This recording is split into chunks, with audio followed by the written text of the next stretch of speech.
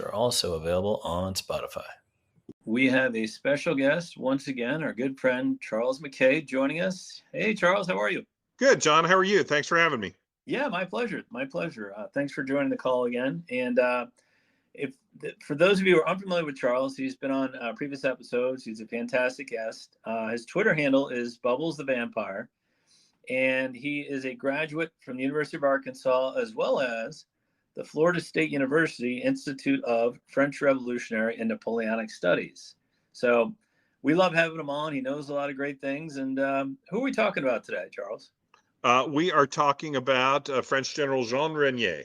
Jean Reynier, not Reynier as I call him. Yeah.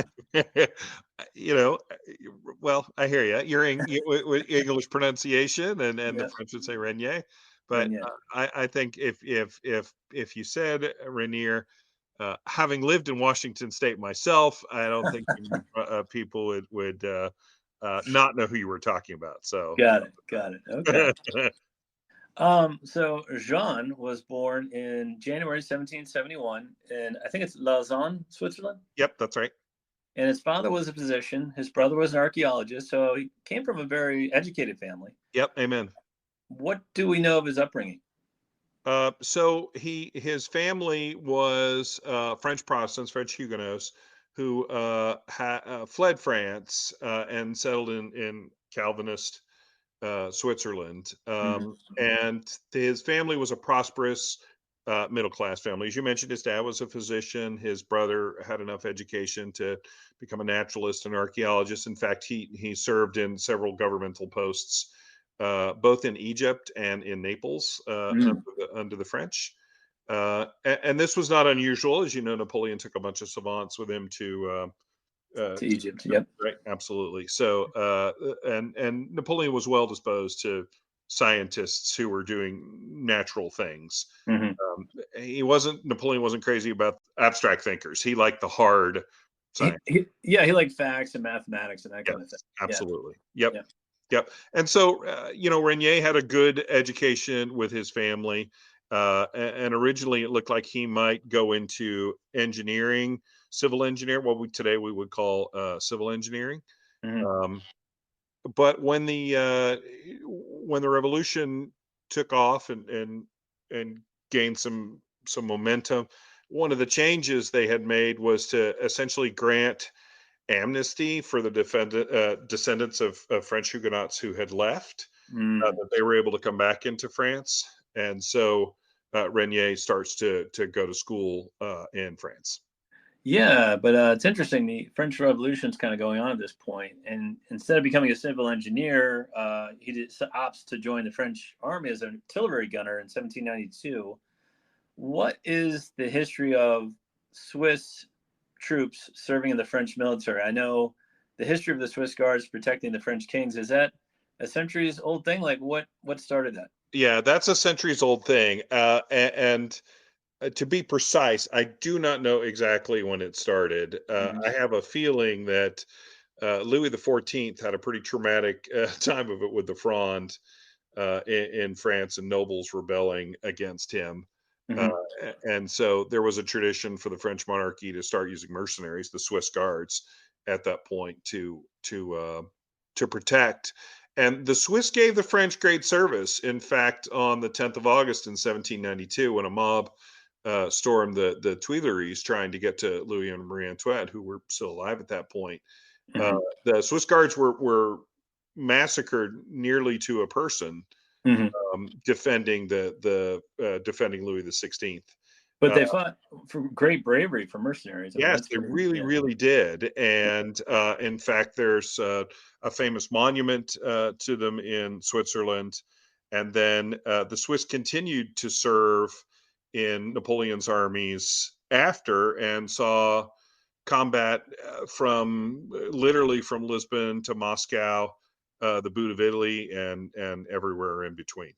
Yeah, indeed. Well, getting back to Reynier, he quickly sees action at the victorious Battle of Jemappes and at the losing Battle of Neerwinden in 1793. But he fights well. He's promoted to major. And a year later, he was chief of staff to General Souham. Again, merit and promotion really I mean, I've read stories where Marshal Lefebvre, it took him 20 years just to become sergeant in the Royal Army. Right. So it's just a wonderful time, I think, to be in the military if you can navigate your way upwards. Right. And we have to be careful how we say that, right? A wonderful time in the military means there are lots of people dying and suffering, but it True. does True. make open lots of opportunities for advancement that peacetime just do not provide.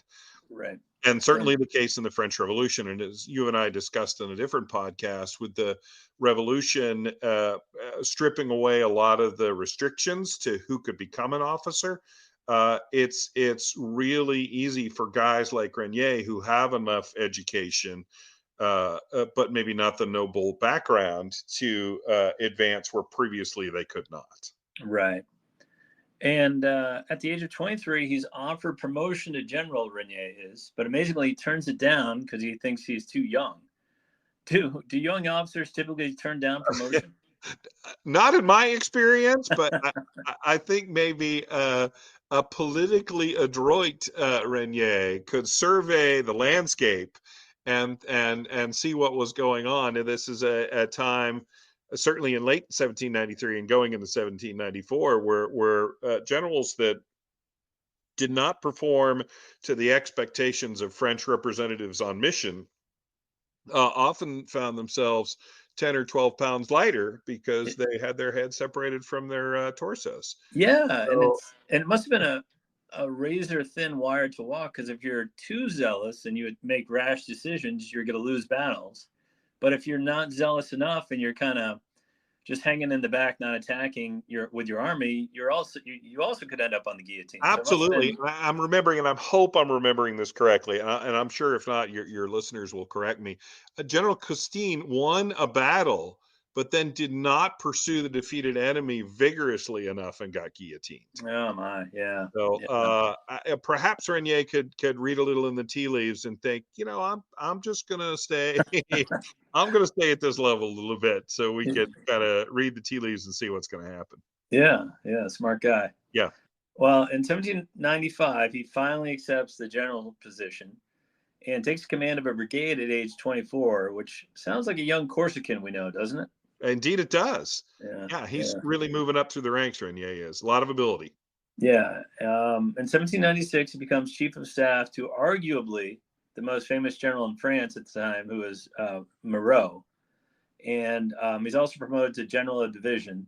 A pretty amazing rise in 4 years, don't you think? Yeah, absolutely. And again, it's just the heady times of the revolution and the needs of the French state to, protect itself from, enemies, sometimes self-inflicted enemies, but enemies nevertheless at every gate. So France needs capable leadership, and Reynier was certainly talented.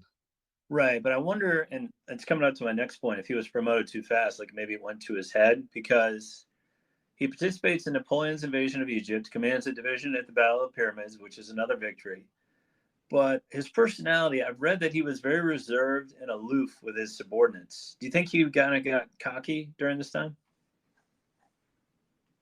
That's a great question. I'm not sure I would characterize it as necessarily cocky, although he does certainly show some evidence of overconfidence, which I'm sure we'll talk about here in a few minutes. But Mhm. he was incredibly principled, Mhm. or he certainly had a lot of conviction in what he believed, Right. and was not terribly flexible. Uh, I don't think compromise was something that he was all that used to doing. So I just think he had a lot of conviction in his own abilities.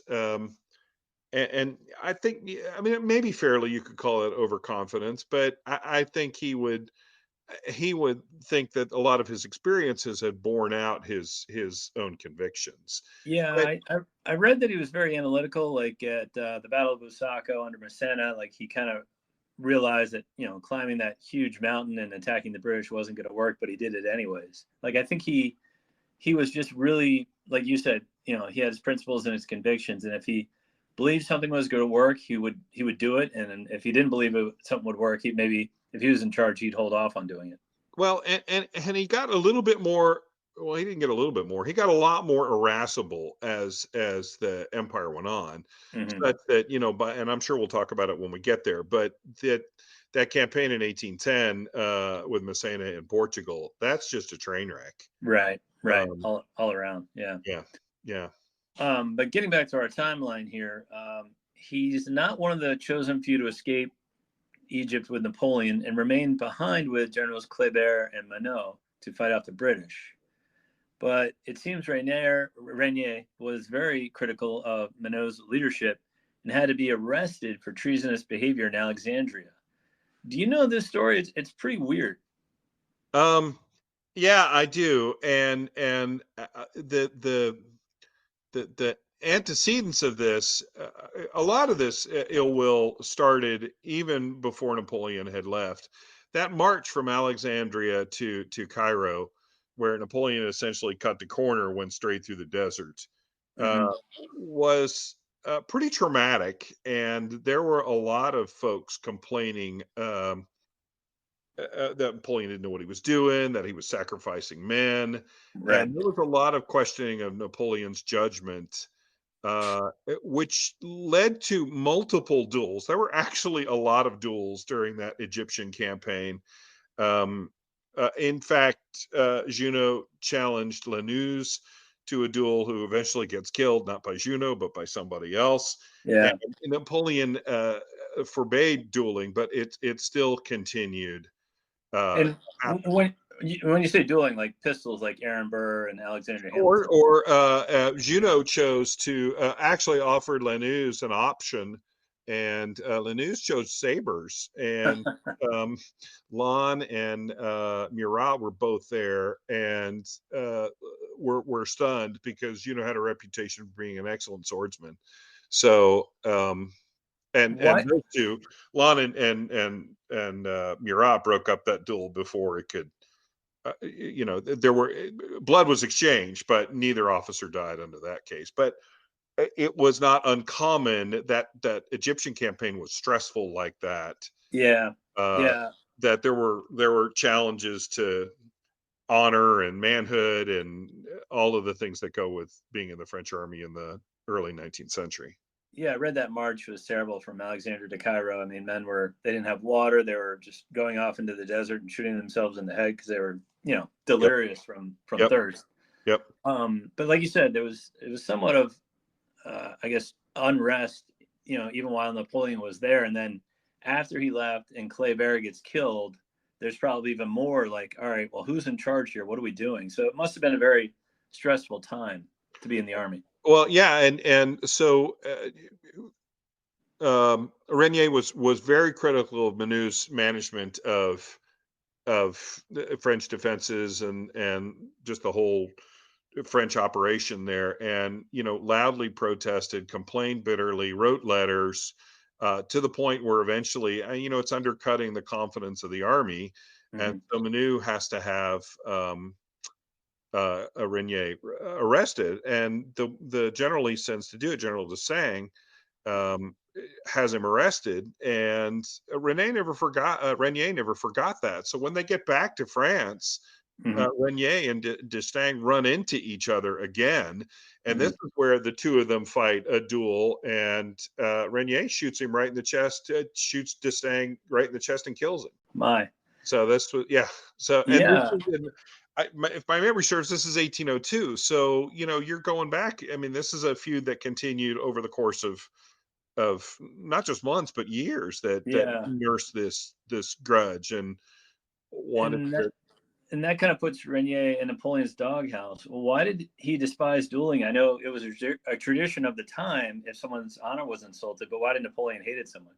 Well, it's a waste of talent Mhm. if one of these guys goes down, and I'm sure we've all had coworkers that we could work with easier than others. Right. So I think Napoleon's take on it was it's just as easy to move somebody to separate them, put them into different theaters of operation, and then go from there. Right. Right. So Well, wasteful. yeah, indeed, it is wasteful of good talent. But by 1804, Renier was back in Napoleon's good graces, who dispatched him to serve in Italy under Saint Cyr and then Massena. Hmm. And in 1806, he defeated a large Neapolitan force at Campo Tenese. So things are going pretty good for him right there. Yep, absolutely. He's he's doing fine. Just Yeah. muddling along, and he's not in the. So obviously he's not in Austerlitz, and he's not in Jena or Auerstadt, but he's doing good work Yep. And I know he until helped. he isn't. Yeah. Well, I know he helps King Joseph get the throne of Naples locked down, so that's good. But he's humbled shortly afterwards by the British at a loss at Maida. Yeah. I've read accounts of that battle. It just seems like he was overconfident. Do you know what happened there? Yeah, I think he advanced without a lot of preparation. There was not sufficient scouting. The French knew that there was a British there were British elements in that area, and in fact, Reynier was aware that they were making for each other, and he just did not take preparations to plan for the battle, and his advance guard gets mauled, and really it's the some of the French units that finally held firm before he could retrieve enough of the situation to retreat in a somewhat orderly manner from the battlefield. But Yeah. the French get thumped. Yeah. The French had anywhere between maybe 5,000 and 5,500. The British had perhaps slightly more parity, or perhaps slightly more. But the French, between wounded, killed, and prisoners, lose almost 2,000 men. It was a one-sided affair on the part Yeah. of the British. Yeah. And if the British would have followed up on that, yeah, who knows what would have happened. But eventually the French kind of take over the Italian peninsula over the next Yeah, few. and the key to that, really, what ends up saving Reynier in this case, was that Massena was laying siege to Gaeta, a neighboring a Yep. neighboring fortress, Yep. and that fortress is unable to hold out. And Yeah. so once that fortress falls, then the British were hoping that maybe they could spur on with the presence of some soldiers an organic local revolt against French domination in that area. But Yep. once the fortress fell, that the underpinnings kind of collapse. Yeah. Well, from there, he serves in 1809 the epic Battle of Wagram. He takes over Bernadotte's corps when Napoleon basically sends that marshal home. And then he's dispatched to Spain in 1810. And it seems like a broken record when I ask how, other than Suchet, whenever I Yeah. ask about someone's track record in Spain, it's answered by poor, or not very good. Yeah, and oh gosh, what could we say about that third French invasion of Portugal at 1810, 1811? So you had a kind of a washed up marshal in Messina who was leading that, although the emperor himself had thought that he would take command of that army. And imagine how different, and we've talked in a different podcast, but imagine how much different things might have been if Napoleon had commanded. His three corps commanders were his good friend General Junot, Yep. Marshal Ney, and the hot-headed and spirited Reynier. I think if the three of those had been under Napoleon himself, they would not have had nearly the friction that they had under Massena. Right. Right. Massena was not the energetic general of the 1790s. He dressed up his mistress as a cavalry officer, and Yep. that did not inspire much confidence or respect from guys like Ney and Reynier, or even Junot if he was sober any of those days. Yeah, and he's fighting one of the top 10 generals of all time in Wellington. Right, So, yeah. right, and Massena had flashes of certainly competence, if not brilliance. I don't know of another French marshal or general that could have maintained that army in Portugal for as long as he did. Right. And obviously, enduring like the siege of Genoa back in 1800, Massena's a tough guy. Yeah. I don't know that another French general would have been able to accomplish what he did, but that whole endeavor was just at Bussaco. You had mentioned Bussaco earlier, and Reynier getting tasked with mounting that ridge there. Yeah. It's hard to imagine if you haven't been to that ridge. It's hard to imagine, an impediment to an army that would be as daunting as that one was. Right. And It wasn't like a gentle rising slope. It was almost like a mountain.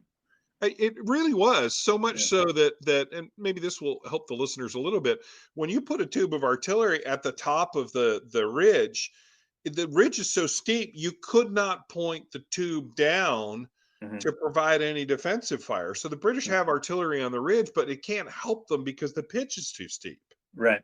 So Right. these French are trying to assault this hill literally on their hands and knees as they're going up this. And it's a lot more wooded today than it was back then, but that the French units got up to the ridge at all It was a is miracle. just, Yeah. Yeah. yeah, it's amazing. And they did, and they form up, and then of course, the British and the Portuguese are waiting for them. Yeah. And there's just, I mean, they're butchered. And Yeah. Reynier did not want to do this, Yeah. to make this attack. And Massena was lazy. There were ways around that ridge, and Yeah. he just didn't spend the time and the energy to find the workarounds. Right. In other words, Well, he could have maneuvered Wellington's force off that ridge yep. without firing a shot, Right. but He chose not to. Yeah. well, he got impatient, kind of like Napoleon at Borodino, right? Okay, the Yeah. enemy's finally here; they're finally standing. Let's go right at him. Right. And Well, Reynier wasn't having it.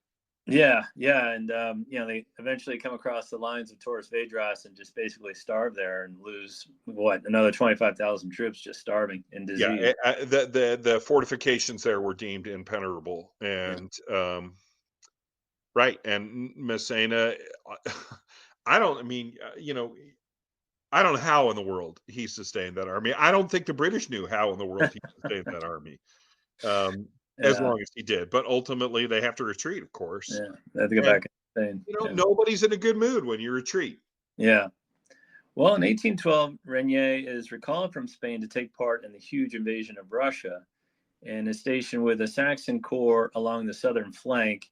So thankfully, he misses a lot of the heavy fighting at Borodino and Right. Smolensk, but there's still some clashes, right? He's working with Schwarzenberg down south. Yeah, and that required some skill too, because it wasn't always entirely 100% sure. Reynier wasn't which side Schwarzenberg was on. Right.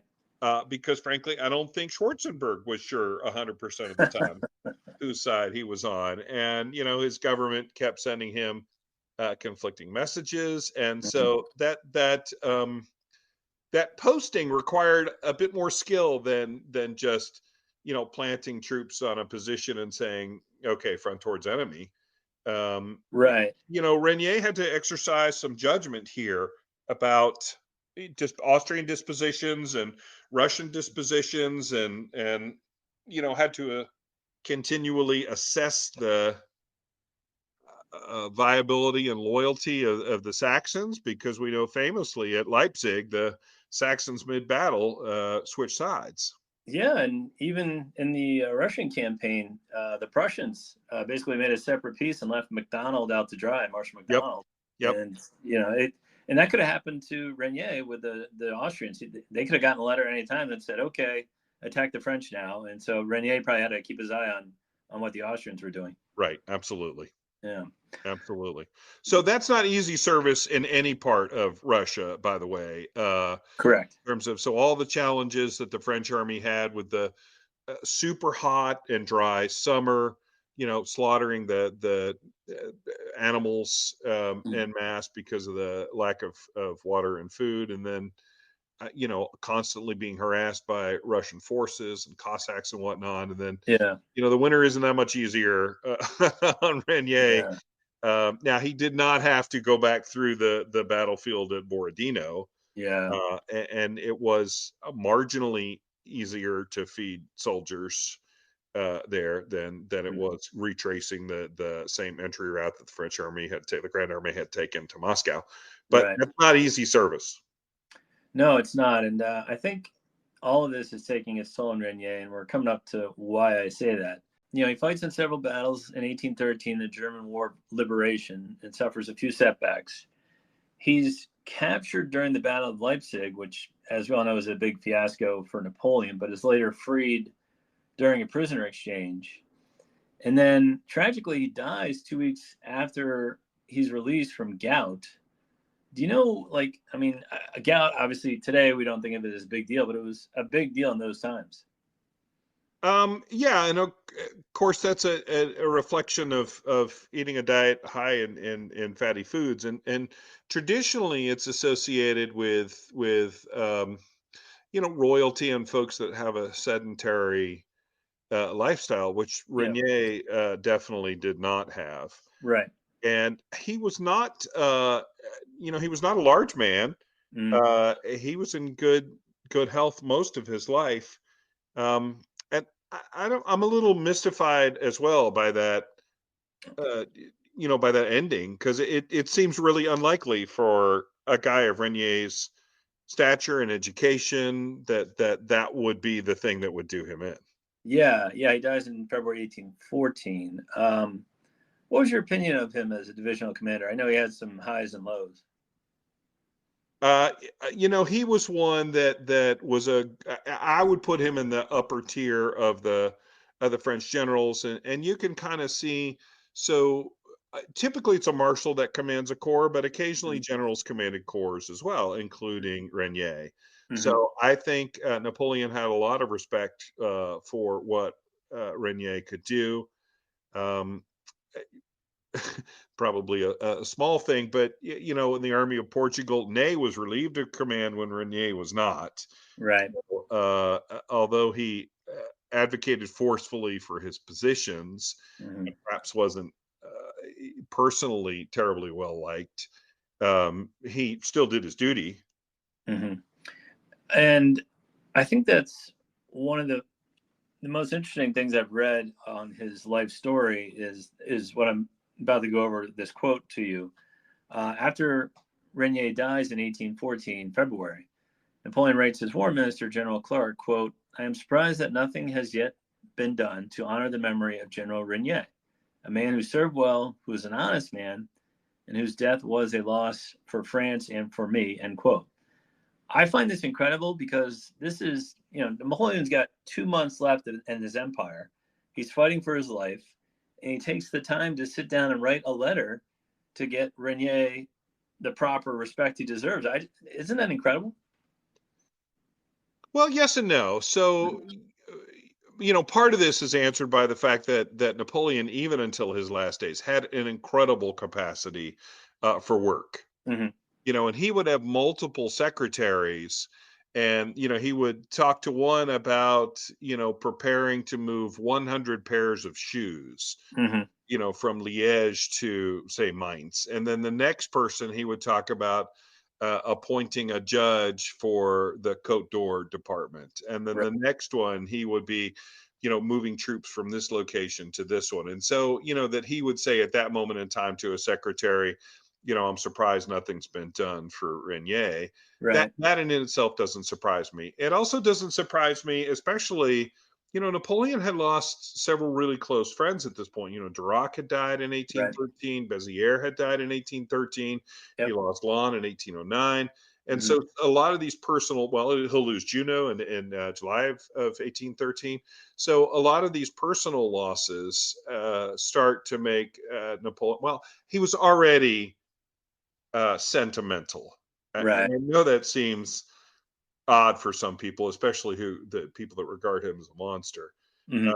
But he had a sentimental side Right. that was consistent. And so I think also maybe the fact that Reynier was a gunner, Mm-hmm. not unlike Napoleon, And gave him an easier way to kind of, see and imagine and Reynier's, course of his career. and we talked about this in the Junot episode.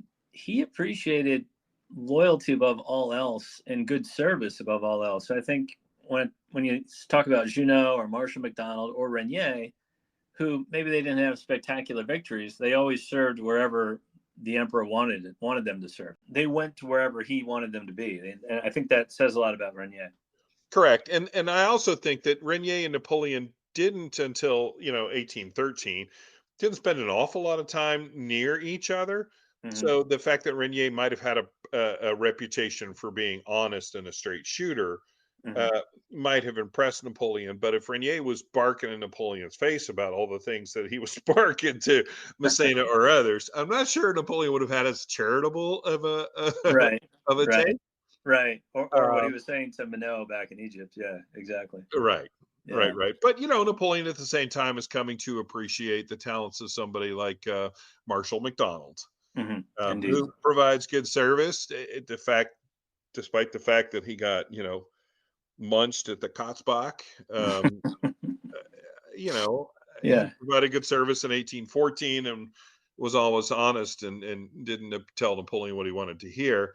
I think he cast Renier in that same sort of light. Well, I think another part of it is it's easy to have friends when things are going well, but when things are going poorly, and like people are like, "Oh, I need to go away on sick leave," and McDonald and very few others stayed by his side, and I think he was looking for people who wouldn't leave his side at this time. Yeah. Yeah. And I think Renier, or yeah, I think Renier would be a good choice for someone who would remain loyal like that. And then we'll never know ultimately because, of course, he dies. He dies shortly before the first abdication. So we'll never know if he would have rallied to Napoleon. I Right. kind of think he would have. Yeah, I think Um, so too. I don't think Renier had any particular love for the Bourbons. No, I agree. Well, thank you for that, my friend. That was very succinct, but very detailed. That was a good overview of this general, and I appreciate your time on him. Yeah, no problem. Anytime. Yeah, cool. Well, thank you again. Again, it's Bubbles the Vampire on Twitter, and we hope to have him back on soon. Thanks, John. I appreciate it.